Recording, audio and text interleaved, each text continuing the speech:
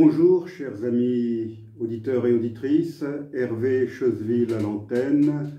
Je suis comme toujours ravi de vous retrouver pour notre rendez-vous hebdomadaire Panorama Info. Aujourd'hui, je voudrais revenir sur la énième attaque terroriste islamiste qui a été commise il y a environ 2 semaines à Paris, devant les locaux de Charlie Hebdo, les anciens locaux du journal Charlie Hebdo. Et cette affaire m'a amené à poser 2 questions. Et ce sont ces 2 questions que je voudrais aborder aujourd'hui. La première question: pourquoi la France instruit-elle des demandes d'asile politique émanant de citoyens pakistanais? La plupart des Français imaginent sans doute que le Pakistan est un pays à feu et à sang, à l'instar de son voisin l'Afghanistan. Or, le Pakistan est un pays en paix, avec un gouvernement élu, issu d'élections pluripartistes. Les seuls Pakistanais qui pourraient avoir des raisons objectives d'aller se réfugier ailleurs sont les chrétiens, qu'ils soient protestants ou catholiques. Le christianisme au Pakistan, République islamique, est ultra minoritaire. Je crois que c'est de l'ordre de 2% de la population dans ce pays de 150 millions d'habitants. Et ces chrétiens sont malheureusement des citoyens de seconde classe, marginalisés, et souvent victimes de persécutions et de dénonciations calomnieuses du fait de l'inique loi sur le blasphème. Si le cas d'Asia Bibi a été, ces dernières années, emblématique, il est hélas loin d'être isolé. Combien de Pakistanais chrétiens la France a-t-elle accueilli? Très peu, voire aucun, très probablement. Pourtant, de nombreux Pakistanais affluent en France, dans l'espoir, bien sûr, de gagner la Grande-Bretagne, qui compte une très importante communauté pakistanaise. Ces Pakistanais, qui constituent une importante portion du nombre des migrants arrivant en Europe via la Turquie et la Grèce, sont tous musulmans. Ils n'ont absolument aucune envie de s'intégrer dans les pays d'Europe qu'ils parviennent à atteindre. Leur seul rêve étant, nous l'avons vu, de traverser la Manche.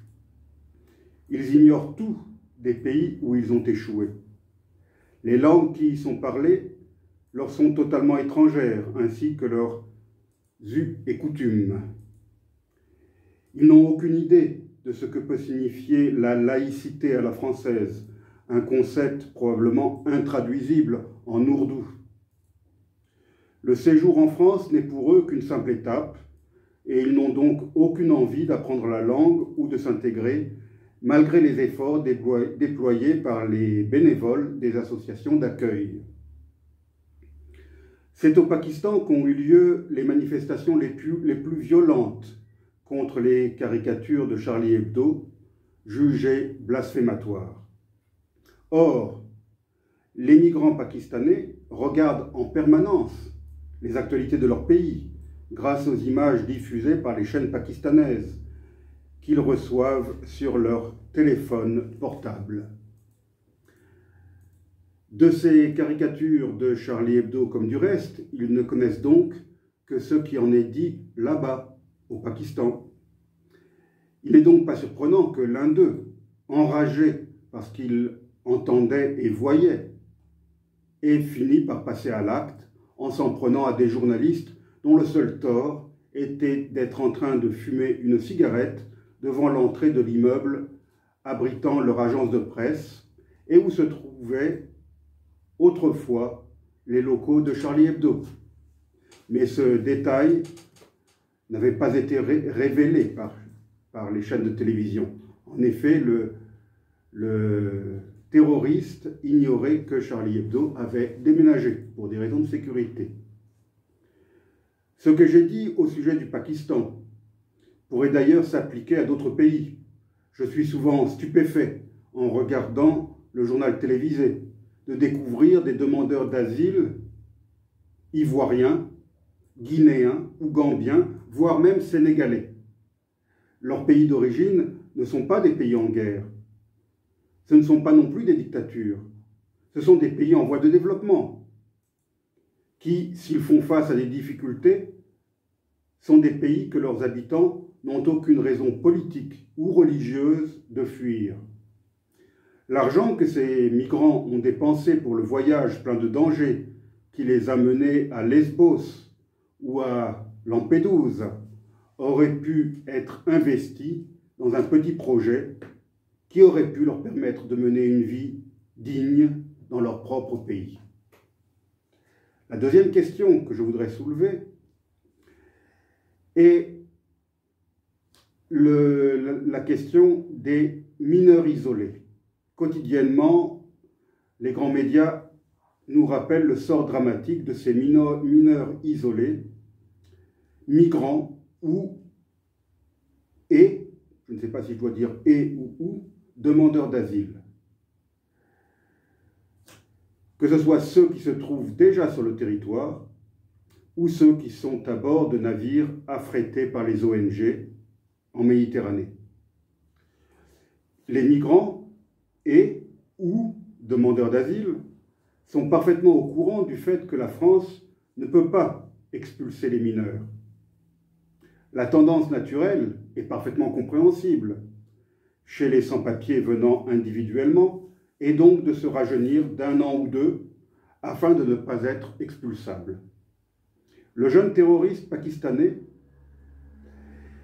avait été accueilli il y a 2 ans comme mineur isolé et pris en charge par les services de l'aide à l'enfance. Quiconque aura jeté un coup d'œil aux photos de ce jeune homme barbu s'apercevra qu'il n'a pas 18 ans comme il le prétendait, mais plus de 20. Durant sa garde à vue, il a donc fini par avouer qu'il était en réalité âgé de 25 ans. Il conviendrait donc d'effectuer des examens médicaux et des radiographies osseuses systématiques sur tous les demandeurs d'asile prétendant être mineurs. En épluchant les statistiques, on s'apercevra d'ailleurs que la plupart de ces demandeurs mineurs appartiennent à la tranche d'âge des 16-17 ans. Et j'ajoute que ce sont également tous des garçons. Il est donc relativement facile de tricher. Encore une fois, mon propos n'est pas de blâmer ceux qui trichent, ainsi sur leur âge réel. Dans leur situation, sans doute aurais-je agi comme eux. Ils ne font que profiter des failles du système d'accueil français. C'est ce système qu'il conviendrait donc de réformer. L'attentat de la rue Lenoir, à Paris, n'aurait jamais pu avoir lieu si la demande d'asile de ce jeune Pakistanais musulman avait été rapidement rejetée et si on avait tenté de vérifier l'âge de cet individu, dont le père, interviewé par une chaîne de télévision pakistanaise, a exprimé la fierté que lui inspirait l'acte de son fils.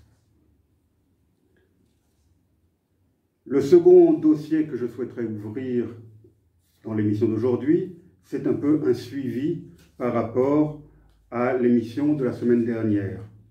Avec mon invité, nous avions évoqué la guerre déclenchée contre l'Artsakh, c'est-à-dire le Haut-Karabakh, par l'Azerbaïdjan. Depuis, ce conflit s'est intensifié et il n'épargne malheureusement pas les populations civiles. Stepanakert, la capitale du territoire, est la cible de bombardements quotidiens. La moitié, j'ai bien dit la moitié, des habitants du territoire auraient déjà pris la route de l'Exode pour aller se réfugier en Arménie. Il a été confirmé par de multiples sources, et par le président Macron lui-même d'ailleurs, que la Turquie est en train d'acheminer des milliers de mercenaires vers l'Azerbaïdjan pour combattre contre les Arméniens. Il s'agit de Syriens recrutés en Syrie, mais aussi d'autres combattants syriens transférés depuis la Libye, où ils participaient à la guerre civile qui fait rage depuis des années dans ce pays. Même des Libyens ont été recrutés par une société de sécurité turque réputée proche du président Erdogan. Des vols directs, et cela on en a la preuve, ont eu lieu entre des aéroports de l'ouest libyen et celui de Bakou, capitale de l'Azerbaïdjan. Par ses discours enflammés, le chef de l'État turc ne fait rien pour apaiser la situation, bien au contraire. Il continue à inciter l'Azerbaïdjan à combattre. Par ailleurs, l'Arménie a rappelé son ambassadrice en poste en Israël, du fait que ce pays fournit de l'armement moderne, en particulier des drones, à l'Azerbaïdjan. Là-bas, des voix se font entendre en Israël pour que le gouvernement réévalue d'urgence son soutien à ce pays dans une guerre contre un peuple qui, lui aussi, a connu un génocide. Enfin, pour terminer, je voudrais à nouveau vous parler d'Aubin.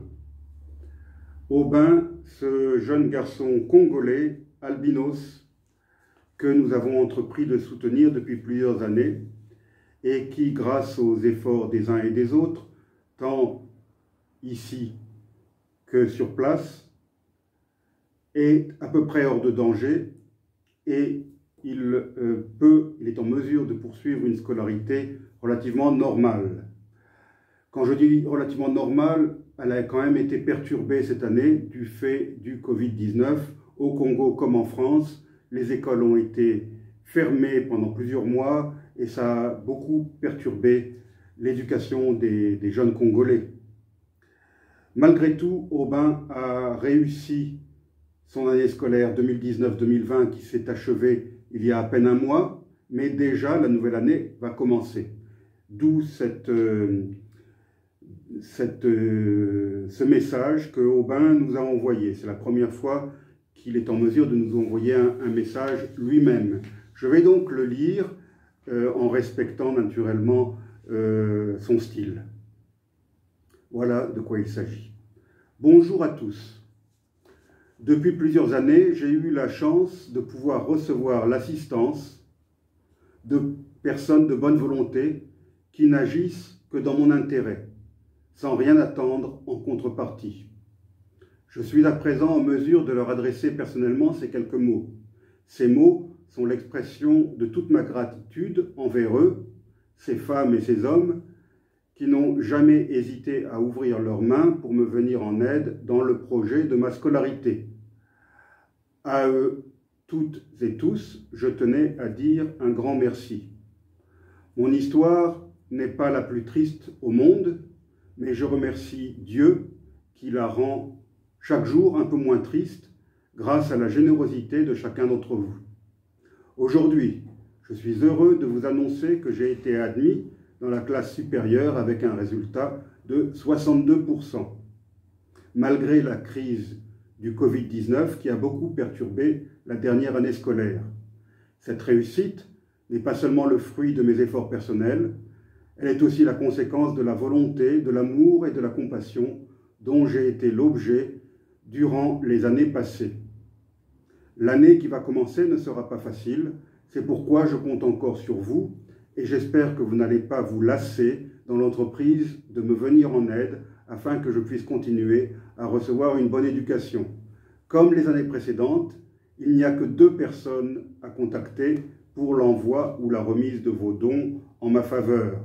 L'un est à Bukavu, l'autre à Bastia. Je reprends la parole, ce message étant terminé, pour préciser que celui de Bukavu, c'est Jean-Paul Rossignol, ce jeune homme congolais dont j'ai eu l'occasion de parler à plusieurs reprises, chanteur, compositeur, guitariste talentueux, animateur de chorale, de messe, pas seulement dans sa paroisse d'ailleurs, dans l'archidiocèse de Bukavu, et également enseignant, qui a pris chez lui Aubin depuis un certain temps déjà, afin qu'il soit à l'abri, car je rappelle que dans cette zone, que ce soit en République démocratique du Congo, dans cette partie qu'on appelle le Kivu, ou que ce soit au Burundi voisin, ou dans le nord-ouest de la Tanzanie, les albinos sont malheureusement en danger de mort, tout simplement, du fait de superstitions utilisées par des gens sans scrupules, par des assassins, par des sorciers, quel que soit leur nom, qui n'hésitent pas à les tuer, à les mutiler pour fabriquer des potions censées apporter la réussite, la santé, l'amour et je ne sais quoi encore. Donc Aubin est à l'abri, il a beaucoup grandi, il est maintenant à l'école secondaire et il semble réussir. Donc la seconde personne dont il a fait mention dans son message, c'est votre serviteur.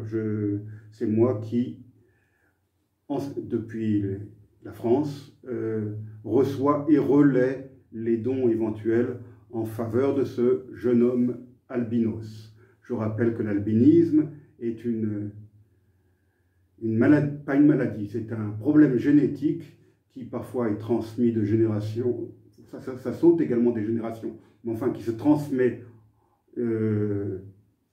aux descendants, qui se caractérise par une déficience, donc une absence de mélanine, qui fait que ces gens sont blancs, qu'ils ont les cheveux jaunâtres, les yeux souvent rouges, et que s'ils ne se protègent pas du soleil, si leurs bras, leurs jambes, leur visage n'est pas couvert, ils peuvent développer des maladies de peau, des taches noires qui évoluent parfois en cancer de la peau.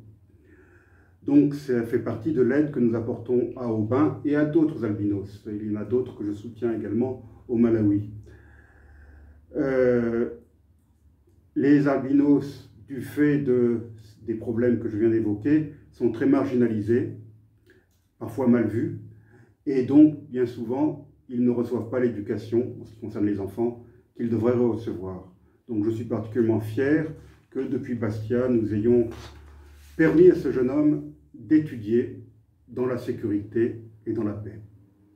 Je vous remercie, chers auditeurs et auditrices. Je vous remercie pour votre attention et je vous dis à la semaine prochaine.